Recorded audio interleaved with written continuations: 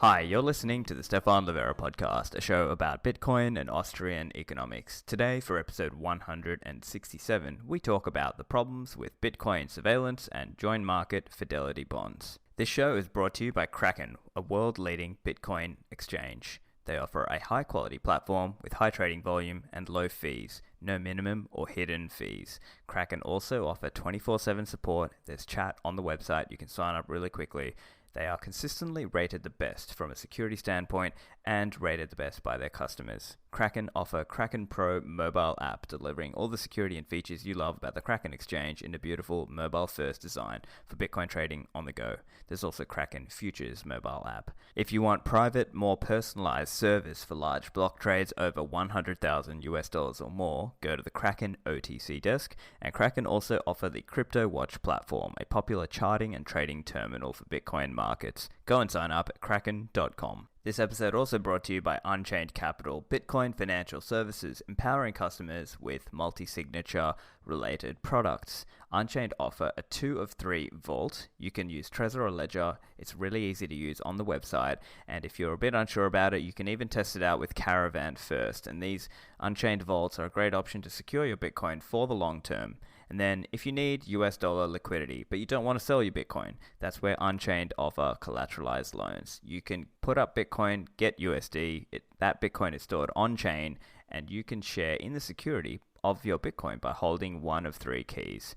Check out the incredible content on the Unchained Capital blog. They're offering excellent services. I think you will enjoy partnering with them. Go and sign up at unchained-capital.com. Next up is Swan Bitcoin. Are you regularly stacking Bitcoin without manual processing? If you're in the US, look up swanbitcoin.com. You can link any major US bank account via ACH and auto buy weekly or monthly. It's delivered to your wallet or stored with a licensed and regulated custodian. Swan Bitcoin are focusing on education and Bitcoin advocacy. They want customers to hold their own Bitcoin private keys. I'm an advisor and I hold a small equity stake also. Swan Bitcoin are the cheapest for auto dollar cost averaging, and check out my recent episode with CEO and co-founder Corey Clipston. So there's givebitcoin.io for Bitcoin gifting and swanbitcoin.com for auto Bitcoin stacking. So Chris Belcher is a Bitcoin privacy advocate and developer. He first appeared on the show on episode SLP167, which is a good Bitcoin privacy overview for those of you who are a little bit newer. So in this episode with Chris, we talk about some of the problems with Bitcoin surveillance companies and just Bitcoin surveillance in general. Some other relevant episodes that you might be interested in as prior listening for this episode, 149 with Waxwing, Adam Gibson, where we talk about JoinMarket, and also one of my recent episodes, 165 with Raphael Jacobi, should CoinJoin users be flagged and is privacy illegal? Here is my interview with Chris Belcher. Chris, welcome back to the show. Oh, thanks for having me. So Chris, I know you have been vocal recently in your criticism of Bitcoin surveillance companies, and I share your views on this. I thought it would be good to just have some discussion from the Bitcoin holder perspective. What are some of the things that we do know currently about how some of these companies operate, and what are some of the threats that we might see coming from them?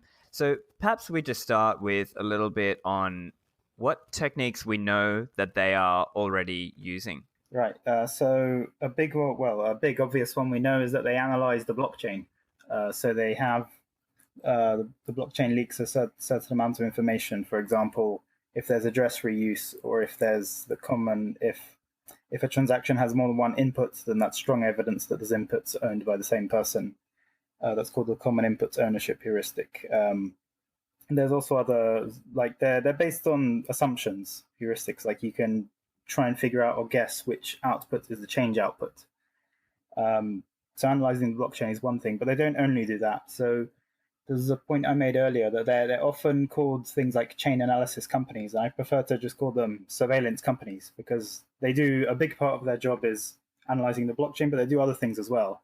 They analyze the peer-to-peer network. They probably run fake nodes. There was one that was back in 2015 caught running fake Bitcoin nodes. So they're trying to figure out users' IP addresses, and with that they can also if a node broadcasts a transaction, i.e. sends a transaction that it previously didn't receive with their fake nodes, they can possibly figure out who did, like which IP broadcast that transaction.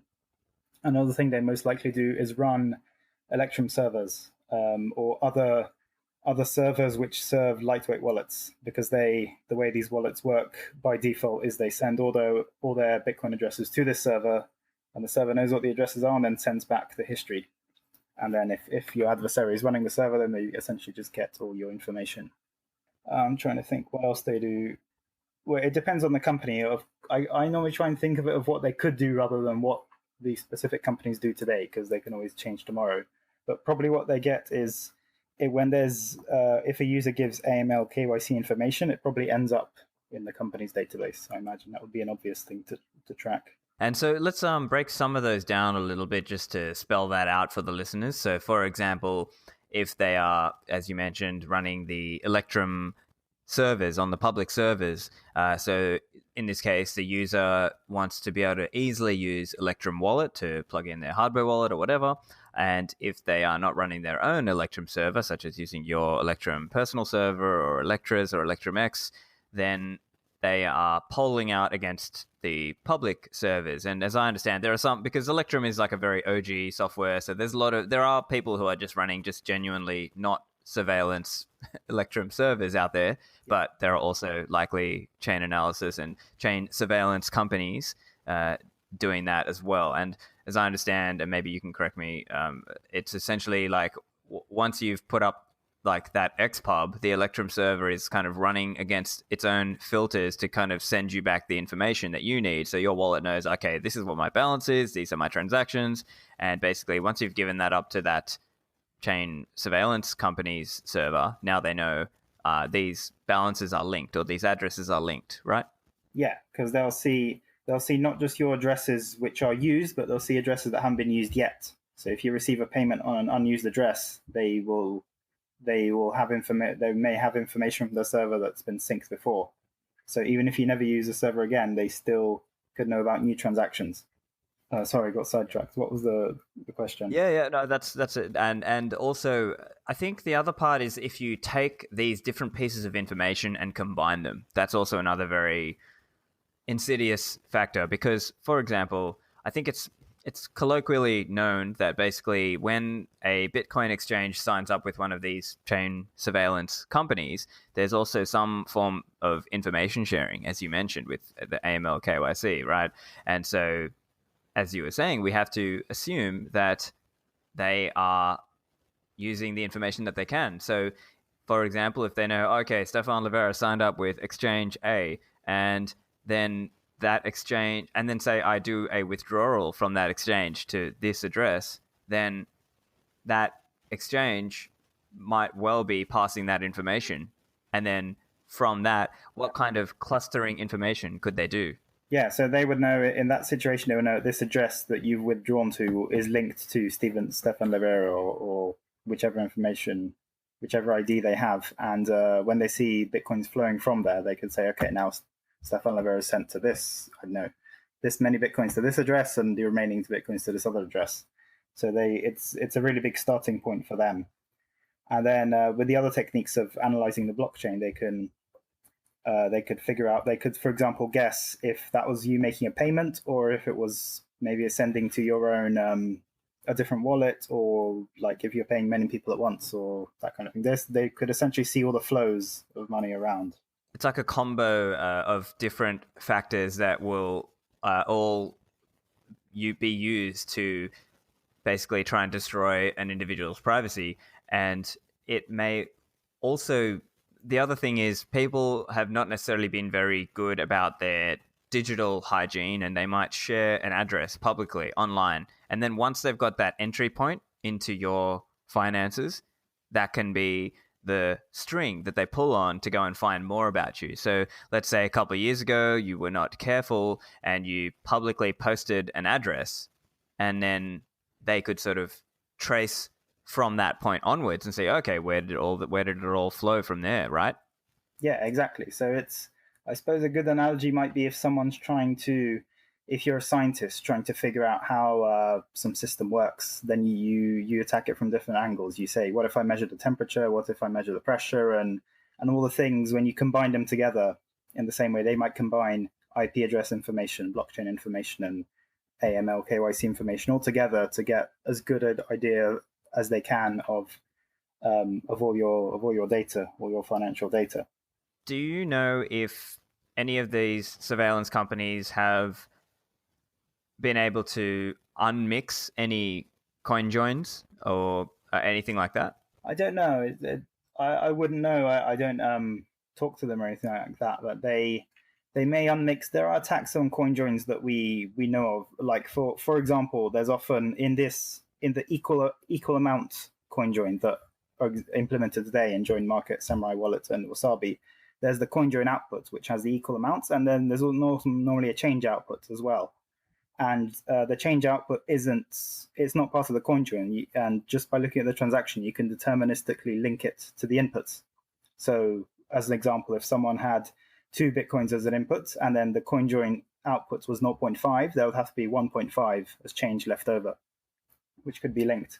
And I've seen with that kind of thing, you could analyze the at least that amount going forward, even if you couldn't the coin join amount. Now, there is a thing you could do there that is to have so-called sweep coin joins, which is if you have, I don't know, if you had 2 Bitcoins and you do a coin join which is exactly for 2 Bitcoins, so there's no change left at all. If there's no change, then that attack vector can't be used.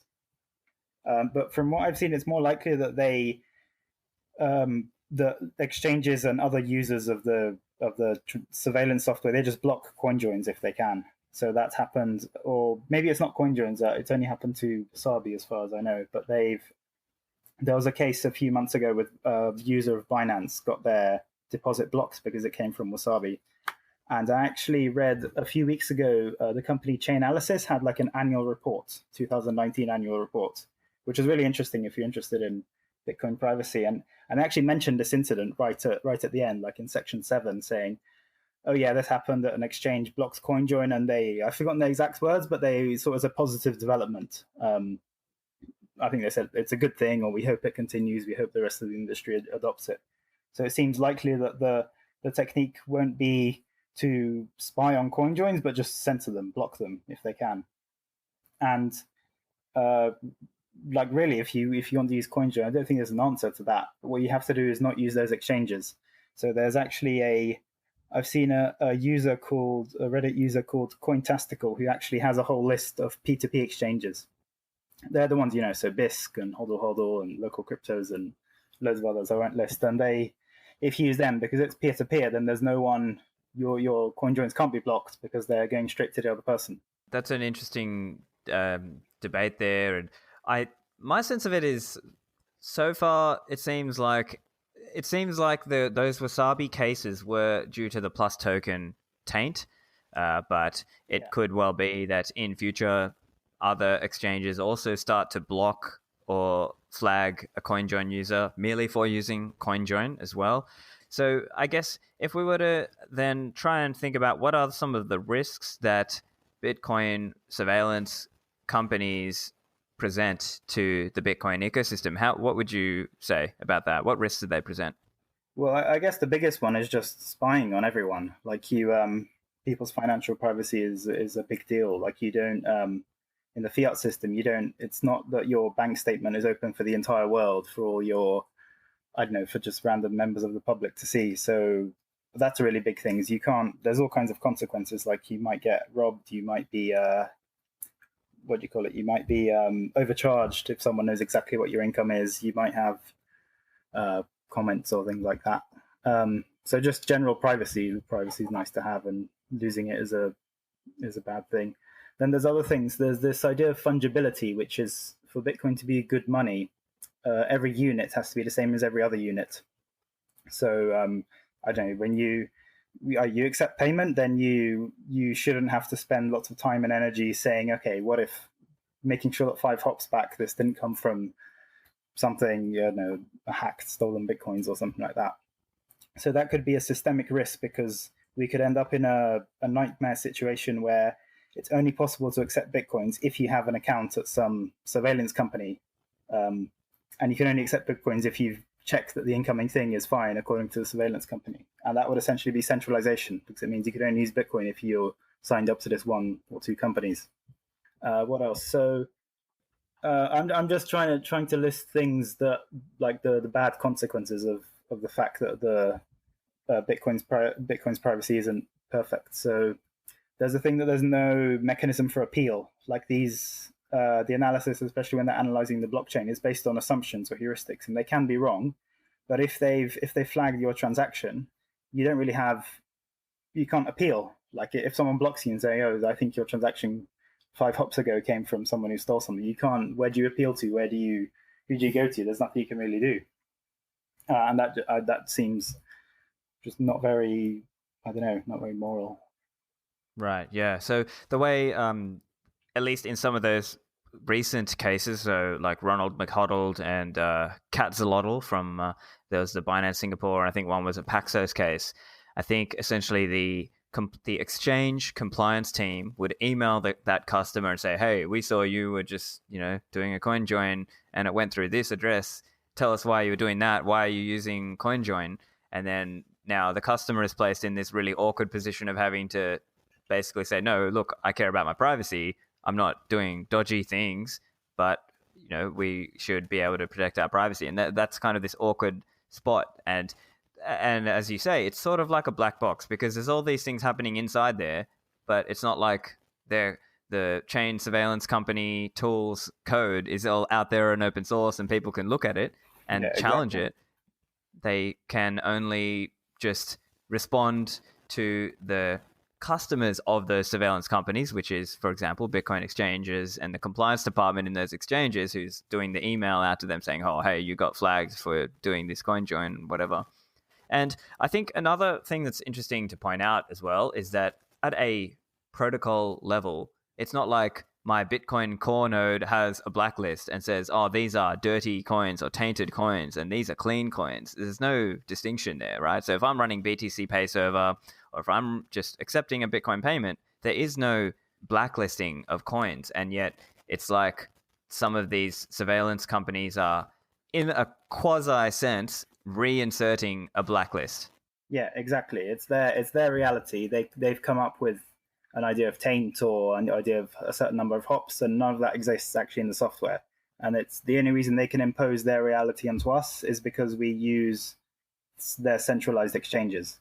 And if people could use not just peer-to-peer exchanges, if you could use Bitcoin directly, if you could buy things from actual merchants that you want to spend money on and actually use your money, then then you can get around that. So then it's much harder to censor you. Really, the reason their reality is so strong is because they can censor Bitcoin users by blocking their transactions. Yeah, although I think it's one of those things where for some time people will just be struggling to reconcile the fiat money world with the Bitcoin world. And it's the hard reality is that a lot of these companies are subject to government regulation, and if they want to provide a vehicle for people to put their fiat into to try and buy Bitcoin with it and so on, then they've got to be subject to these KYC and AML laws and sanctions laws and all the rest of it. And I think the other point that bears in mind is, again, from one of my recent interviews with Raphael Jacobi, where he was basically making the point that it's not really clear that the law specifies that you must use a surveillance company to be in compliance. It's kind of, there's this sense of, as to use the joke or the terminology that he said, it was almost like we pretend to do the work and they pretend to pay us. And so in your view, is it that there's a kind of fake it till you make it aspect here? They're trying to make this into the quasi standard that every exchange theoretically has to use some kind of surveillance company. Is that what you're saying?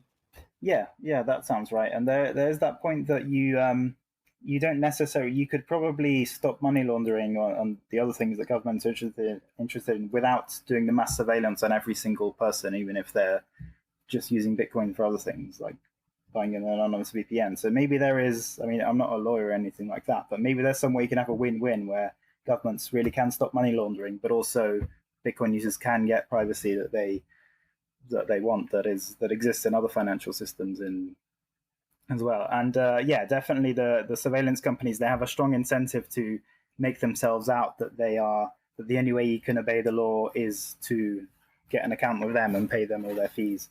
So yeah, I agree with you. Maybe it could be more. We could be more.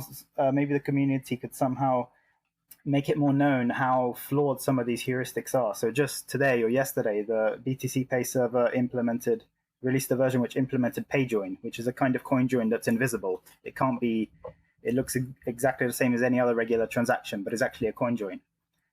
So if they could already be very popular because they're invisible, we don't know. But if it was more known that the surveillance companies' heuristics are actually flawed or can be flawed, then maybe people would realize that they don't need them and they could maybe follow the law in another way.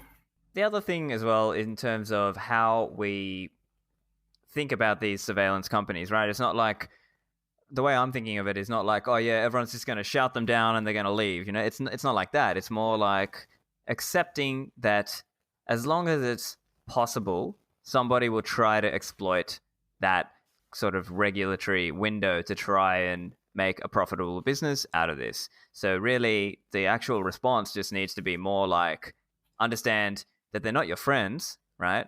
And take actions that will ideally cut against those heuristics to make it at least less feasible and less certain that these coins are owned by X, Y, and Z person, because they're actually the result from a PayJoin, or they're actually coming out of a coin join, etc.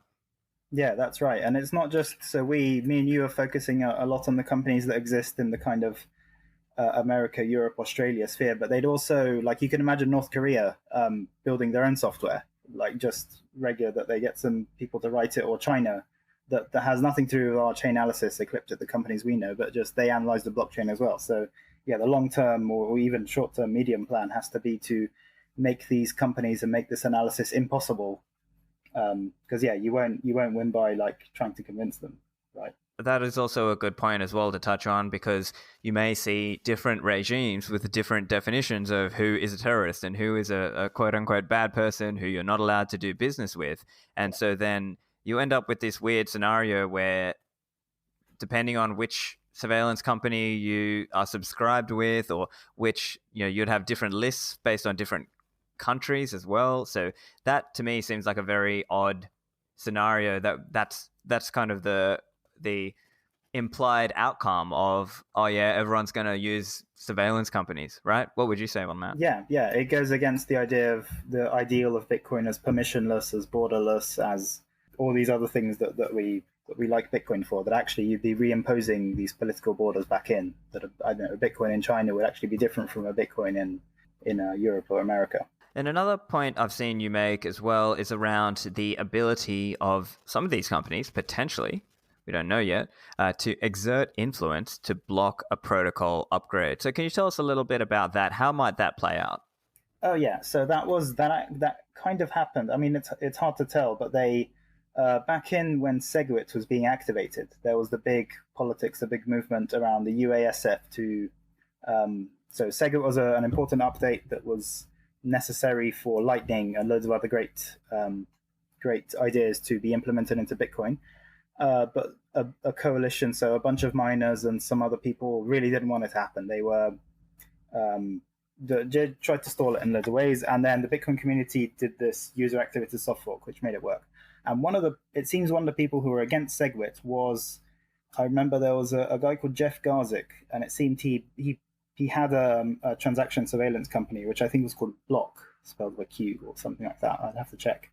And he was on record saying, oh yeah, the blockchains are really great. It's a really big data set. We're going to analyze it. We'll get loads of information. It'll be wonderful. And he really didn't like the idea of Lightning because it removes all the information. It means he can't analyze it because the information is all off chain.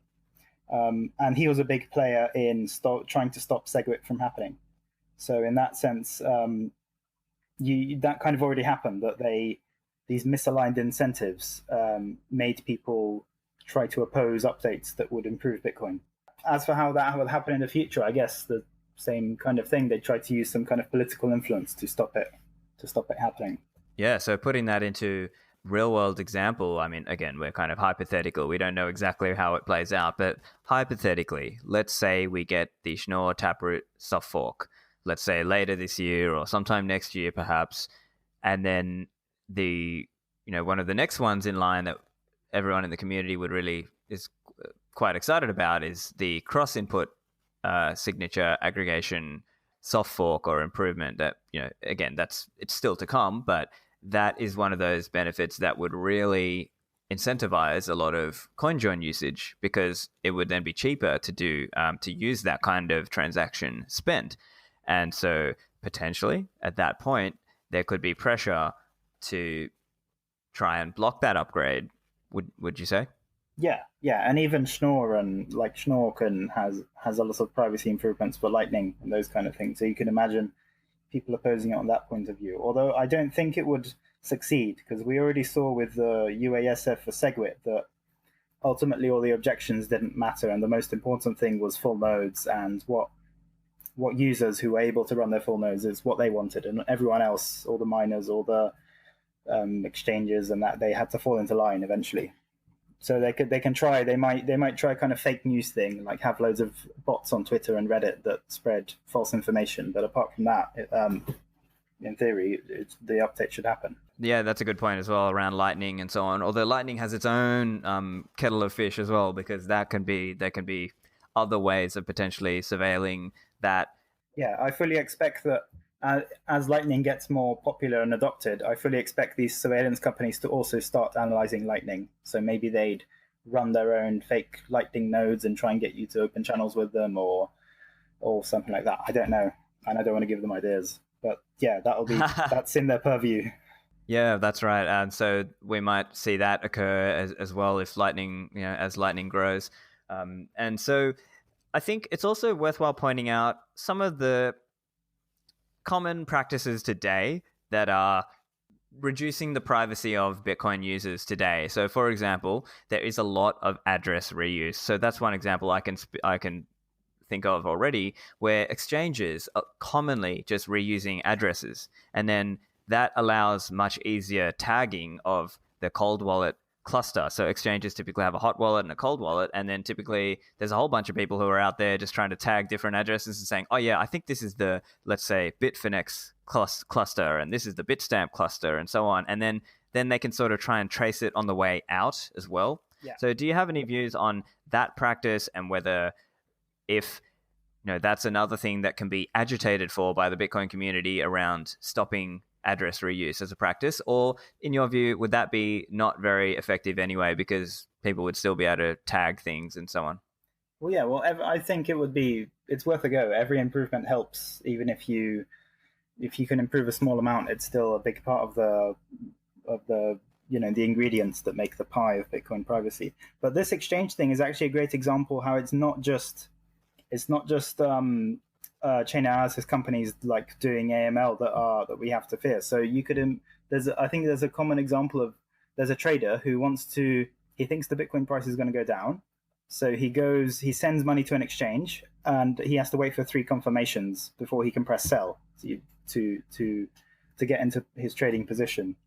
But what's happened is, if he's reusing addresses, or if people can figure out that his transactions have been sent to the exchange, they're going to front run him. So they're going to say, oh, okay, look, loads of Bitcoin just went to this exchange. Someone's clearly going to sell. Why don't I open my position first?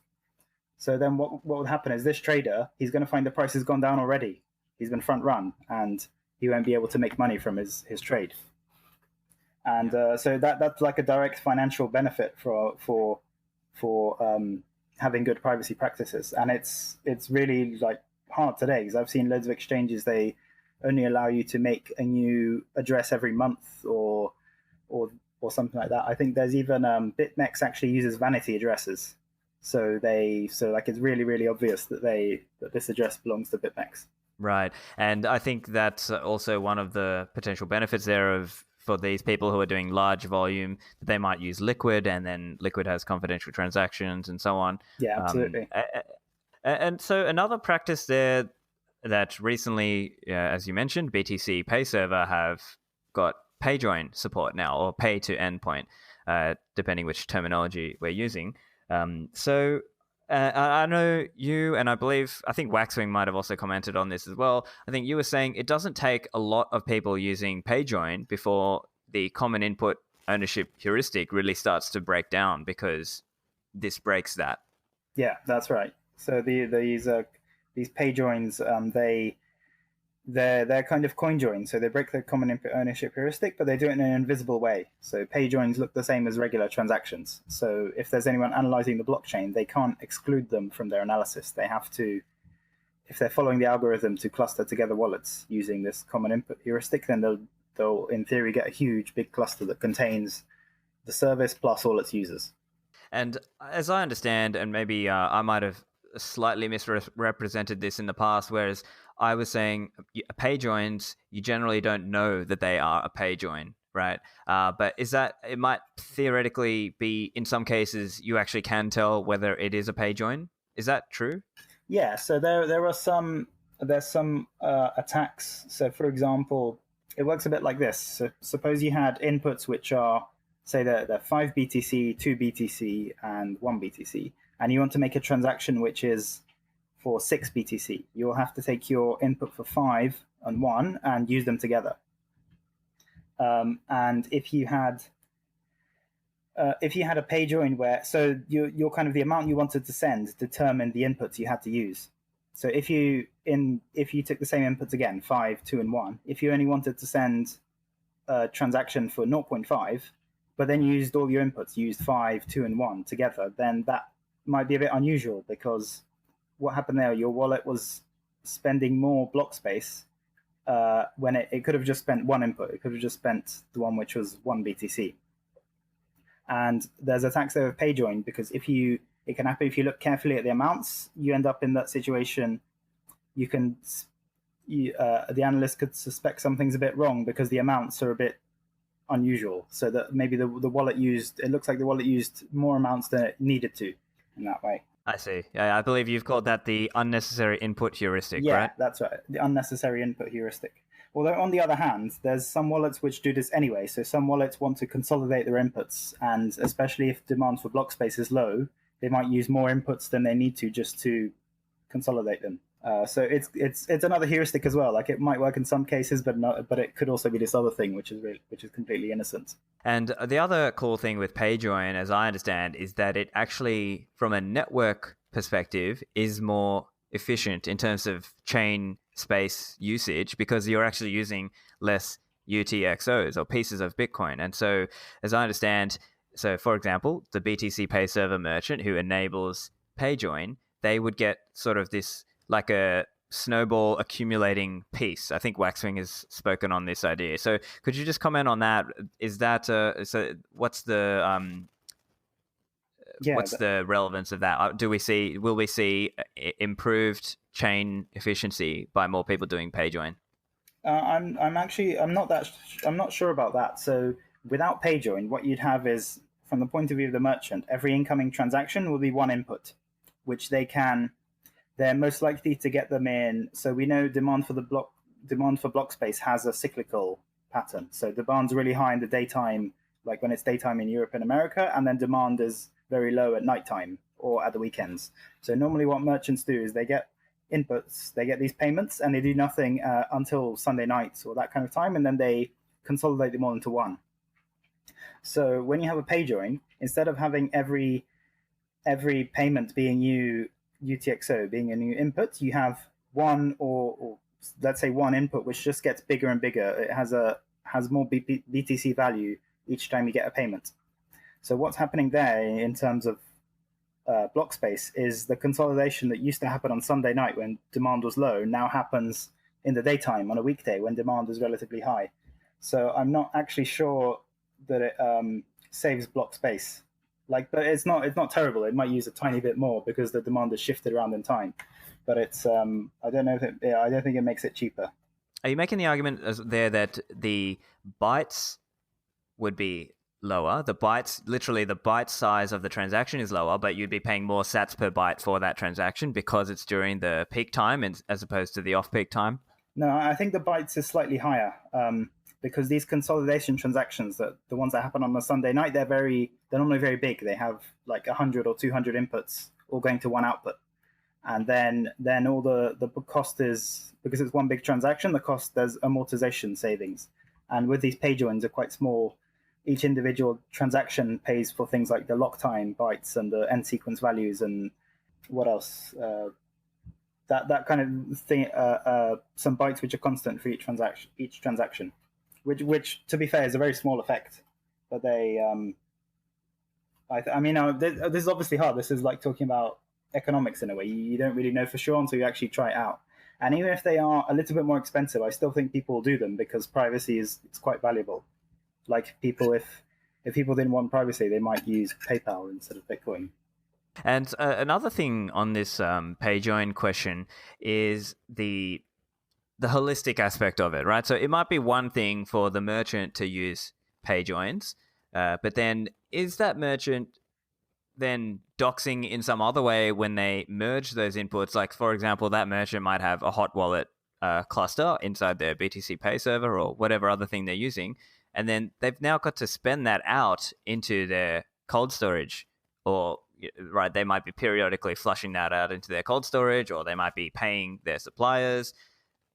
Are there impacts there that you can see that, well, they have to sort of holistically also do coin joins on the way out of that receipt of all those PayJoins, if you understand what I'm asking? Yeah, I know what you mean, but it's the same if you didn't use PayJoin. So if anyone sends you a transaction with or without PayJoin, they know one of your Bitcoin transactions, and they can later watch where that goes, and they could see it goes to your supplier or something like that. So PayJoin doesn't change in that situation. So really, it's important to think about the different threat models and what PayJoin actually does. So the way I like to explain it is PayJoin is a customer and a merchant together protecting both their privacy, and their threat is a third party who analyzes the blockchain. So within a PayJoin, the merchant doesn't get privacy from the customer, and the customer doesn't get privacy from the merchant. So they both know, for example, the amount being spent. And PayJoin stops the third party viewing them. So that means, from the merchant's point of view, if their customer is a threat, then PayJoin doesn't help them. And yes, then they have to do a regular coin join when they go and pay a supplier, for example. Yeah. So essentially then it means they need to just think about doing coin joins after receiving all of that, before spending out into their cold storage cluster or spending to their supplier or whatever, depending on how much of a threat they view that as. Yeah. But then, yes, that's right.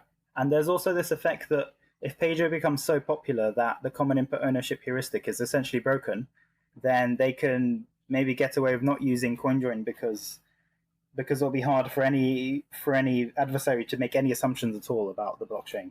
Yeah, that's a good point also, because the whole point is to break the heuristic, and then once the heuristic has been broken, then you can now sort of play with that a bit and use on the other side and actually make use of that fact rather.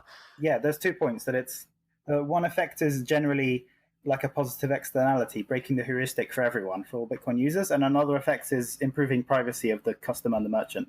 And those two things are separate, and I'd imagine in the beginning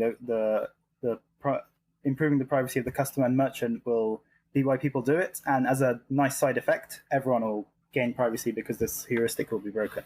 Fantastic.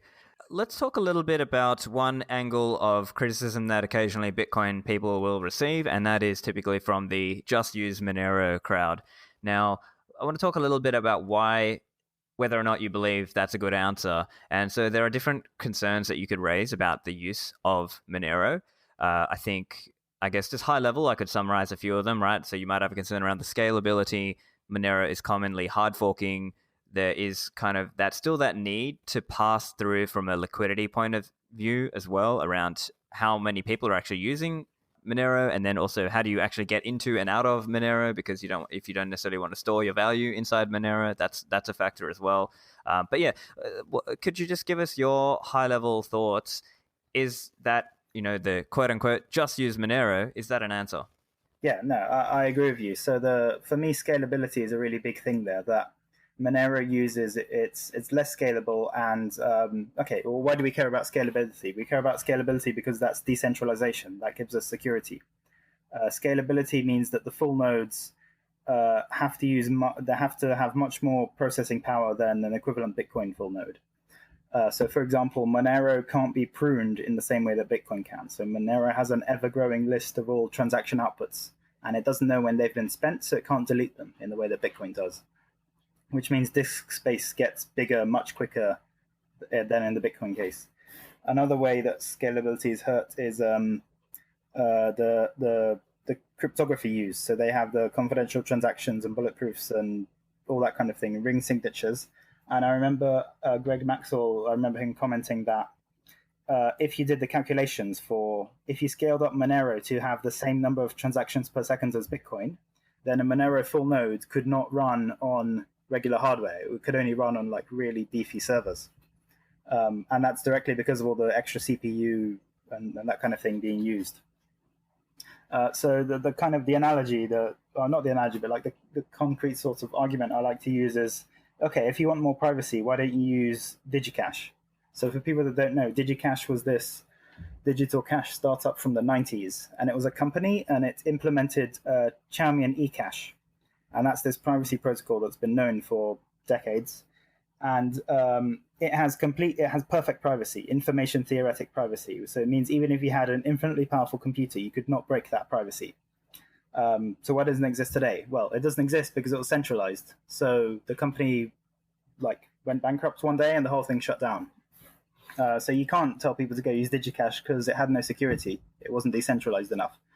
And when people say, oh, we should use Monero, I kind of see it in the same way, that they're trading away security in order to get some privacy. And I think that's a really bad trade-off. That maybe it's a bit ironic that I mostly work on privacy, but I think Bitcoin security is way more important in that sense, because once you have Bitcoin that exists that can resist attack, then you can build privacy on top. You can build it into the system more. Well, if you've started with a system that already has poor security, you can't really ever fix that. Like, security should be the top priority. And it's also fair to point out that Monero does often hard fork. What risks do you see with a protocol that often hard forks? Yeah, that's right. Hard forking is essentially it's centralizing around developers. So there's a bunch of developers on the GitHub or however they organize, and they say, okay, we should do this hard fork. We're going to do it in a few weeks or months or whatever, and the entire economy is just going to swap over. And that means the whole Monero ecosystem has to follow their GitHub, has to make sure they're, check that, deploy the code and that kind of thing. And that also isn't scalable. Like I know in Bitcoin, there's lots of Spanish-speaking users who don't speak English, and that kind of thing would never work for them. They'd have to, like the whole point of money is so people can trade it across different languages, and so it can be permissionless and all around the world. And if you actually centralize on one GitHub around one group of developers, that goes against that. And I believe so I don't know the detail, but as I understand, I think the Monero crew, the Monero people basically have a different philosophy around ASIC resistance as well. So it might be that potentially it leads to a less secure network against a more well-funded attacker. What's your view on that? I haven't done much research on this, but I remember a great PDF written quite a few years ago now called something, I think it was just called asics.pdf. I can link it to you to add to the show notes. But it made the argument that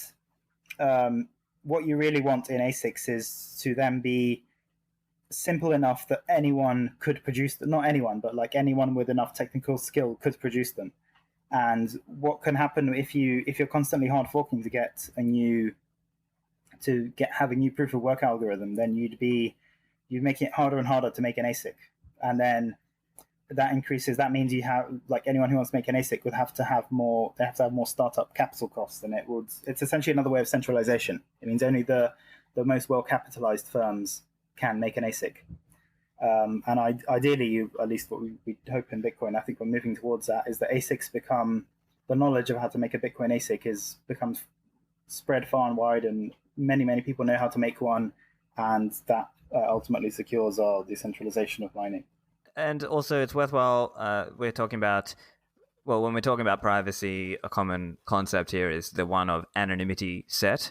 And when a person is trying to get into and out of Monero, they still have to find a way to do that. And that still requires people going across a liquidity set if that makes sense. Like they might have to buy Monero on some exchange, or they might need to use perhaps one of those swap services as well. So do you have any comments there in terms of comparative analysis there of Bitcoin and Monero from a anonymity set of the liquidity analysis? Yeah, that's right. So I think Monero has, I think it was 50 times less or 100 times less. I should check the numbers, but it's that kind of, let's say 100 times less transactions per second than Bitcoin. And when you're checking this, you should check, because Monero blocks have a different interval to Bitcoin blocks. But if you compare like for like, then Monero has way fewer transactions than Bitcoin. And that means you have anyone who wants privacy has less of a crowd that they're hiding in.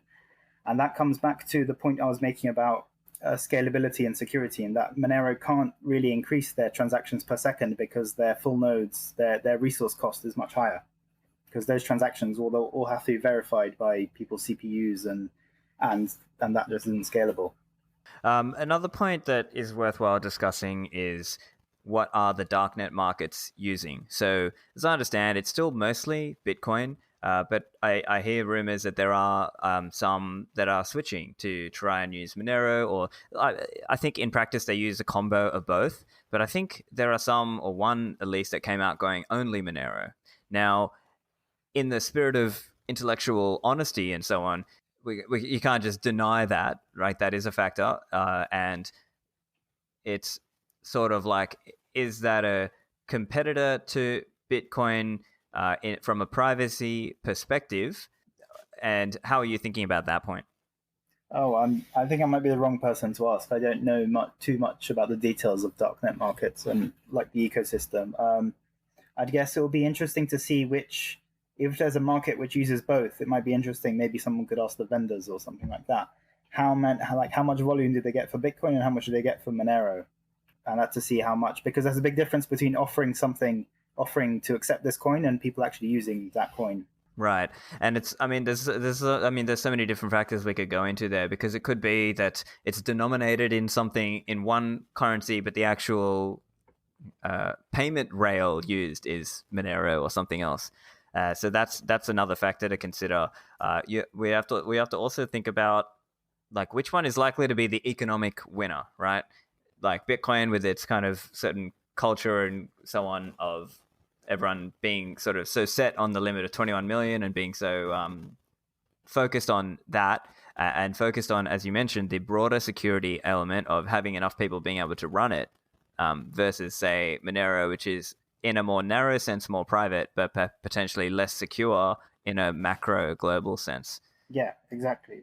There's that network effect thing that people, like, if someone, I don't know, from the point of view of a developer, if they want to make a difference, then they're going to go for the biggest, most used currency, which will be Bitcoin. Like, I know for my kind of privacy research, I've always been focused on Bitcoin because it seems it's the most scalable and the most secure, and you can make the most difference from that.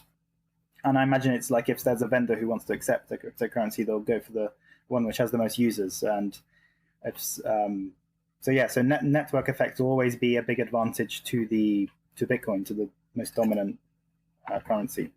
Right. And I guess I can imagine a parallel world. So let's say, a couple of years ago, Roger Ver was going on about, oh my God, the Bitcoin dominance is dropping, right? And he was saying, oh, look, people are using altcoins, we need to blah, blah, blah. And that was part of their argument of like, oh, this is why we need to have big blocks and scale on chain and so on.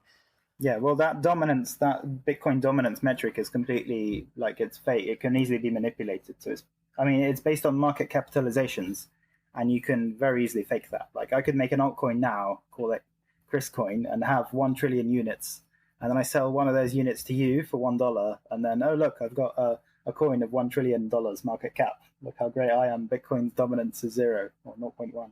So really, you're not market capitalization is not the thing. You should be looking at adoption, how many people use it, and not just how many transactions there are, but what the demand for block space is. So it's easy to get loads of transactions if they're all free. But what we see with Bitcoin is there's transactions which actually pay a significant miner fee, which means Bitcoin really brings value to people. Like, they're willing to pay this, which means they find it useful. Right. And so it comes down to, ultimately, what are people willing to pay for? And so I guess the point I'm getting at there, obviously I'm not a proponent of on-chain scaling or of Monero, but I could imagine a parallel world where someone tries to make that argument of, oh, look, Monero use in darknet markets is rising. Therefore, Bitcoin needs to do this, that, and the other to do privacy, right? You could imagine that parallel world, right? Yeah, I can understand that. And I think Bitcoin will get there. There's lots of privacy ideas, like this PayJoin thing we were talking about. And there's a few things like coin swaps and CoinJoin XT and loads of other. We have loads of ideas of how to improve the whole thing without completely creating a whole new currency like Monero. And even with Lightning, so all these things, all blockchains have the scalability problems, and we have Lightning as a big step forward for that. So you could imagine even Monero could say, okay, we're not very scalable, we'll just adopt Lightning, and that'll be private. But really, Lightning on Monero would have the same kind of privacy as Lightning on Bitcoin. So you may as well just use Lightning on Bitcoin if you want a scalable payment rail that's really private. Going back to just the PayJoin aspect, and I think coming to the question of adoption and use of it. So it sounds like obviously the BTC Pay server inbuilt wallet obviously has PayJoin support now, or pay to endpoint support. And the Blockstream guys were mentioning that it will be coming to Blockstream Green, which is a smartphone Bitcoin wallet. I believe Blue Wallet are looking to adopt it also. So, Chris, what's your view on the Bitcoin ecosystem's adoption of pay to endpoint? Do you see that happening and becoming the standard, or what's your view there? Yeah, I hope it does. I mean, this stuff it's another network effect argument that this stuff has value if every wallet and every service can adopt it. Like it can send and receive these transaction types. So I hope they do. And if like a message to your listeners, if your wallet doesn't, I don't know, in 6 months or a year, if your wallet doesn't adopt this kind of PayJoin and you can't pay people on BTC server, then just get another wallet, one which does. Yeah. So if people want it, it will be adopted, I reckon. And also your thoughts on competing standards, because it may, I guess, it's one of those things where Samurai Wallet, as you know, have Stowaway, which is their version of PayJoin, basically.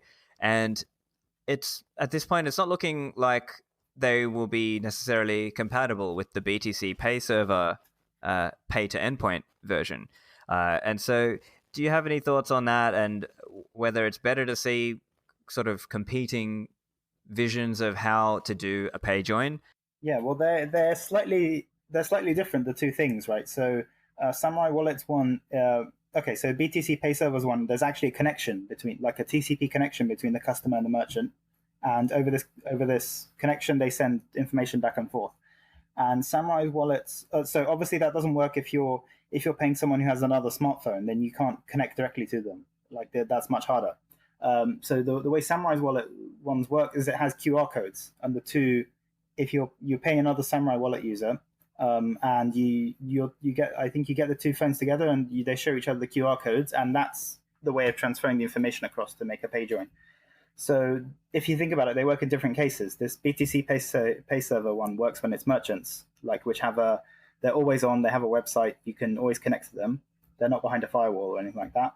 And Samurai Wallet's one seems to be designed for two different smartphones. So for example, if you're trading Bitcoins for cash, like in a physical meetup, so they don't actually they don't contradict that much. Like they're for different uses. So I could imagine in the future that Samurai implements both.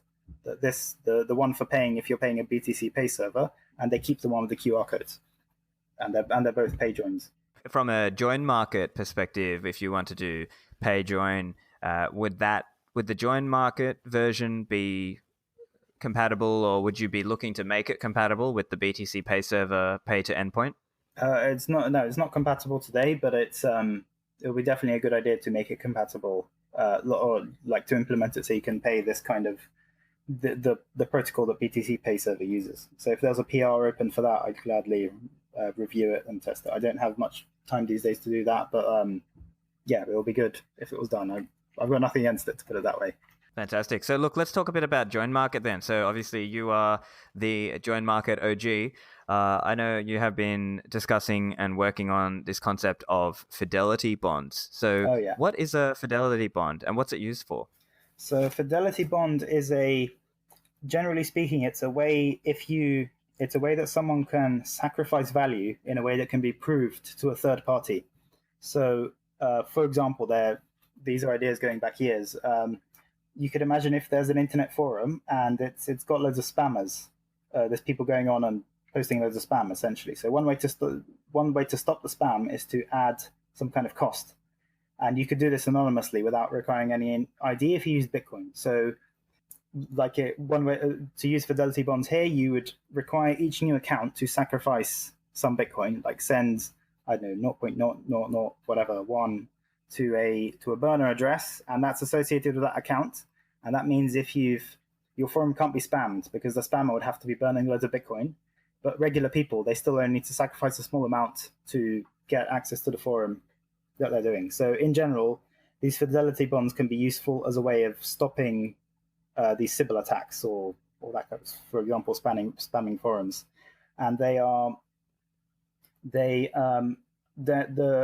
crucial part is they're a sacrifice which can be proved. So it's a lot like proof of work for Bitcoin. If you have a proof of work hash, you can prove it to someone, like to anyone, essentially. They can check it and you can really prove that like this much hash power has been put into making this proof. Awesome. And so can you shed a little light for us on how Fidelity Bonds would work in JoinMarket? Yeah. So JoinMarket has this liquidity market where there's market takers, we call them, who want to make a coin join right now, and they pay a small coin join fee. On the other side, there's market makers, and they're willing to make a coin join whenever, and in return, they earn this coin join fee. So the way Fidelity Bonds would work is that we'd code a routine in the taker, which means it would preferentially choose makers who have more valuable Fidelity Bonds, which means that there'll be a market pressure for makers to have Fidelity Bonds and add it to their bot. So their bot would, as well as announcing how much coin joins they're willing to make and what their fee is, they'd also announce this proof. So it would say, for example, it would have a UTXO, which is a time-locked Bitcoin, which can, I don't know, it's locked for 6 months and it's worth, I don't know, 0.1 Bitcoins. And then the taker would, from that, calculate the value of the Fidelity Bond and say, okay, this bot sacrificed a lot, this bot sacrificed like nothing, I'm going to go with the bot that sacrificed a lot. And the effect there would be that, in the same way, it would be much harder to Sybil attack JoinMarket. It would mean if someone wants to make lots of fake bots in JoinMarket to try and be all the makers at once, it would cost them a lot of money. So help me understand here. Is it sort of like you're time locking your own Bitcoin, and you're sort of proving to other people, hey, look, I've locked up a lot of Bitcoin and I actually can't use it for this 6 months or for however long you've done the time locking. And then you would still get it back, but then you might recommit to that again because you want to keep being a JoinMarket maker. Am I understanding you correctly there? Yeah, exactly. So that's there's two ways that I know of to make this kind of sacrifice. So one way is just to burn the Bitcoins, to send them to an unspendable address. And then the sacrifice is like if you've sent one Bitcoin if you burned one Bitcoin, your sacrifice is one Bitcoin. Another way is to lock. You can use the opcode check lock time verify and lock the Bitcoins for some time in the future. And then your sacrifice is the time value of money, because you'd get the Bitcoins back at the end, but you wouldn't get them today. You'd get them in 6 months or in a year, whenever. And I'd expect in practice people will be doing this by time locking their Bitcoins. Awesome. So in terms of Fidelity Bonds in JoinMarket, how far along is the idea? Have you already started coding for it, or is this a concept? These days I'm coding it. I'm making, so right now today I'm working on the wallet, like the JoinMarket wallet, which can support these time locked addresses and also burner outputs. I'm coding that because it's there's economic reasoning as well. That would be really cool also to see how this works in practice. Like it's an experiment as well as making it work. You were touching on this earlier. Is there a way to quantify the Sybil resistance provided by people doing Fidelity Bonds in JoinMarket? Yeah, that's a really important part of it. So we know in Satoshi's white paper, there's a whole section on how you would attack this mining proof of work thing, and he essentially comes up with a 51% attack there. That if you have an hash power bigger than everyone else in the entire network, you can do a Sybil attack. The way you do it in these Fidelity Bonds is, so a really crucial part of the argument is that the value of the bond is I've called it V squared. So if you sacrificed 2 Bitcoins, the value of the bond is actually 4, because 2 times 2 is 4. And same, I don't know, if you had 5 Bitcoins, the value will be 25, which is 5 times 5. And that gives an incentive for people to only run one bot, because it means if they have a certain stash which they want to use for Fidelity Bonds, they'll get the most value if they lump it all together. If they split it up over many bots, they'll be at a disadvantage, and that preferentially helps honest bots who want to just make money, because they'll just run one bot. But if you're a Sybil attacker who wants to spy on people, you have to run loads of bots, because CoinJoins have like 10 or 8 or however many other users in them. So if the Sybil attacker wants to attack someone who's making an 8-party CoinJoin, they have to run 8 bots, and this V squared term will make them have like a disadvantage. Now, the way you work out the actual numbers is so there's a document I've written called the Financial Mathematics of Fidelity Bonds, and you draw probability tree diagrams. It's this thing, if you like it's schoolboy maths essentially. Like there's a tree, and you repeatedly choose from a set without replacement, and that's I coded it up in Python to figure out to put numbers on it essentially. So I've written down some numbers so you can get the idea. So suppose we have honest makers, and they have a Fidelity bond value of 10, and then there's 2 Sybil makers, and they each have a Fidelity bond value of 100, so 100 times more. And our taker is making a 3-party CoinJoin, so himself plus 2 people, and then we can work out what's the probability that the Sybil attackers will win, that they'll be both of the makers, and therefore they'll be able to unmix the CoinJoin. And it turns out that, so just to repeat the numbers again, the honest maker has a value of 10, and the 2 Sybils have a value of 100. And it turns out the Sybil attack will fail 24% of the time, so about 1 in 4, which I found really surprising, because the Sybil attackers have sacrificed 100 times as much value as the honest makers. And that you can compare that to how proof of work works, which there's this 51% attack, that if the adversary has more hash power than everyone else put together, they'll win.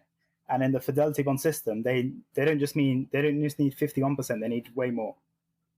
So I've worked out the numbers, and I've used realistic numbers. So I've taken from JoinMarket all the Bitcoins being advertised today for CoinJoins, and said, what if all these people just lock them up for 6 months and use them for Fidelity bonds? What would it cost to Sybil attack such a system? And it turns out the adversary would have to lock up 50,000 Bitcoins for 6 months, which is at today's price, it's about 350 million USD, or they'd have to send about 100 Bitcoins to a burner address, and that would give them a 95% chance of successfully Sybil attacking the system. So 19 times out of 20. So I think those numbers are quite good, which is why I'm quite excited about the whole thing. Right, and so as you're saying, the idea is to use that asymmetric idea of making it more costly to attack than to defend. And so I guess just summarizing, the idea is when you're in a CoinJoin, one of the fears or risks is that the other parties in the CoinJoin are actually one person, and then they, through the process of elimination, know what your coin is post-mix or in the mix depth, right? Yeah, that's right. And so they would say, I know that this output is actually Chris Belcher's output. Whereas if you are CoinJoining with honest participants, only I think in the JoinMarket model, is it the taker who knows the mapping? Yeah. Right. And so that's kind of the difference there. And so in terms of how it might look for the user who wants to do a CoinJoin, would they be individually selecting participants and then saying, oh, okay, look, participant A has a V squared of 100 and participant B has a V squared of 150, so I'll go with participant B? Or like how would that work? Or is it, I presume a lot of this is just being automated, right? Yeah, so they could choose if they wanted to. With JoinMarket today, you can choose, but it can also be made automated. I think that's a better user experience, that the user just clicks send, and then it all happens behind the scenes, and out at the other end you get the CoinJoin, which has all the has really good privacy. So how it would work is the taker, the wallet, would ask the user what's the maximum they're willing to pay for a CoinJoin fee, and then all the bots which are cheaper than that, it would choose from them randomly, but you'd have a greater chance to choose bots which have a greater Fidelity Bond value. So their Fidelity Bond value will be their probability of being chosen. Yeah. And the Sybil resistance comes that if there's even one bot who's honest, then that will introduce uncertainty into the CoinJoin. And it's essentially that's why the system is so costly to attack, because the honest makers, if they get chosen, they only need to get lucky once for the Sybil attack to fail. And the Sybil attackers, they have to get lucky every single time. So if the taker's choosing 8 other bots, the Sybil attacker has to get lucky all those 8 times and have their own bots be chosen. And if even one honest maker comes in, then there's uncertainty added. One other question I had around the JoinMarket model and just in coin joining in general is obviously it's ideal to do remixing. And so how does remixing play into that idea? Because so hypothetically, let's say you are concerned that there might be some Sybil attacker in the pool of participants. How does remixing play in and help you avoid or help you mitigate that risk? Yeah, so remixing is just doing multiple coin joins, doing one and then doing another coin join and another one. And all these calculations I mentioned, they're just for one single coin join. So I've been using the figure 95%, that's a good success rate to aim for, and that's equivalent to 19 out of 20 times. And if you did 5 coin joins, that's the calculation there is 95% raised to the 5th power. So 95% times 95 times 95, and that's, I can't do it in my head, but the probability, the probability of the Sybil's success gets lower and lower each time, and that's doing remixing, as you call it, doing multiple coin joins is built into the JoinMarket script, which is called Tumbler. And yeah, that's what it is. That you start with some Bitcoins and it does many coin joins to try and make their trace disappear. And so one other question around the Tumbler and the multiple mixing aspects or multiple rounds of mixing, does it matter? I guess it does matter the order, right? So would it, or maybe it doesn't. So let's say you were doing 5 rounds of tumbling in JoinMarket and you got 6. Does it matter whether you got successfully Sybil attacked on the first round or the 5th round? Does that matter? Or is it just like if you got Sybil attacked on the first round, but then you actually ran through another 4 rounds not Sybil attacked, you're fine now, right? Yeah, that's an interesting question. So I guess, just thinking out loud now, if you got Sybil attacked on the very first coin join, then the Sybil attacker could see the source. They'd see the coins you started with, and they'd see the destination of that first coin join. And then the other 4 or 5 coin joins, if they're not Sybil attacked, then they'd still add privacy. So yeah, I guess it would be fine there. And if you got Sybil attacked on the last coin join, then the Sybil attacker would see, they'd see your destination going to your cold wallet or something like that, but they couldn't look backwards. They couldn't look back in your source because the other 4 coin joins earlier would be genuinely private. So I think that for the Sybil attacker to see, they'd have to Sybil attack all the 5 coin joins or however many you did. So Tumbler by default does. It's a random number, but not about 10 or 15. Gotcha. So basically, it's a good defense because it means they need to successfully Sybil you 10 to 15 times in a row. Yeah, exactly. Yeah. Yeah, that's a good way to put it. Okay. And so we've spoken about some of the benefits. What are some of the downsides, or are there any unsolved problems that you can see with Fidelity Bonds? Yeah. So one of them is, I suppose, is not necessarily a downside. I think it'll be fine, but it would make the coin join fees go up because there'd probably be fewer people. The JoinMarket makers would be more capital intensive, and the only way the market could support that is if they earn more money if coin join fees go up. So right now they're really cheap. It's like 100 Satoshi or maybe 500 Satoshi or depends. Some people even have 0 or 10 Satoshi.